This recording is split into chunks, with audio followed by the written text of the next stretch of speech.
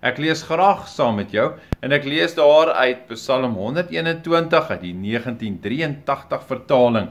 Baie mooi, is 'n pelgrimslied. Ek kyk op na die berge, waarvandaan sal daar vir my hulp kom? My hulp kom van die Here wat hemel en aarde gemaak het. Hy sal nie toelaat dat jy struikel nie. Hy wat jou beskerm slaap nooit nie. Waarlik, die beskermer van Israel sluimer nie in nie, en hy slaap nie. Die Here beskerm jou. Die Here bewaar jou van alle gevare.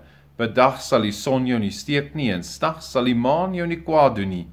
Die Here sal jou beskerm teen alle gevaar. Jou lewe sal hy beskerm. Hy sal jou beskerm waar jy ook gaan, nou en vir altyd. Ja, as jy vanoggend dalk hierdie teksgedeelte lees of daarna luister, wat het in jou verander toe jy hierdie teks gelees het? Kom ons bid saam.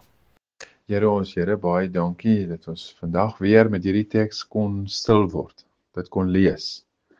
En dat ons onsself kan afvra, maar wat het in ons eie gemoed verander?